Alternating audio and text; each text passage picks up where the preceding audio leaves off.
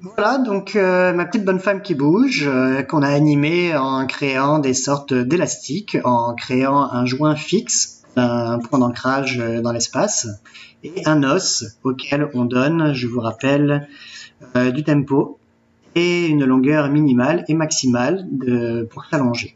Et on voit ici la longueur de l'os qui varie entre la longueur minimale et maximale en fonction du tempo. Si j'accélère, ça va plus vite. Là, elle bouge frénétiquement la tête. Et si je ralentis, elle bouge plus doucement la tête. Donc, ce qu'on va faire maintenant, c'est animer notre bonhomme avec un Kinect. Ça va nous prendre 2 étapes. Donc, commençons avec le bouton Delete, à supprimer les os qui nous servent d'élastique. Si j'arrive à les avoir pendant qu'ils bougent. On peut supprimer également les joints. Quand on appuie dans l'ancrage, on n'en aura plus besoin. Appuyons sur le bouton Select pour pouvoir sélectionner nos joints. Nous allons devoir donner un nom à nos joints. En effet, la Kinect va nous détecter dans l'espace, identifier nos articulations, exactement les mêmes articulations que celles qu'on a mis au bonhomme.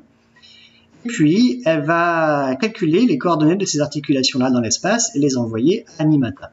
Donc, pour que le Kinect et Animata puissent communiquer, il faut que les deux aient le même nom pour chaque articulation. Donc c'est très simple dans les articulations, c'est très intuitif. Ici, pour la main droite, je mets la main droite alors qu'elle vous paraît à gauche. N'oubliez pas que votre bonhomme vous fait face, donc c'est votre main droite. Il faudra écrire right hand. Attention à mettre toujours une majuscule à la première lettre de chaque mot et un trait de soulignement entre les deux mots. Right hand pour la main droite, right elbow pour le coude droit, right shoulder pour l'épaule droite, left shoulder pour l'épaule gauche, left elbow pour le coude gauche, left hand pour la main gauche. Pour la tête, on écrit head. Pour le cou, on écrit neck.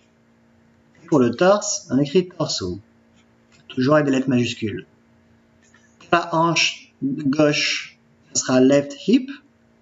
Le genou gauche, ça sera left knee. Le pied gauche, si j'ai du mal à l'attraper, je vais pouvoir aller ici déplacer mon os et aller cliquer sur mon pied gauche, left foot, le pied droit, right foot, le genou droit, right knee, la hanche droite, right hip. Donc il suffit bien sûr de taper dans la zone de texte.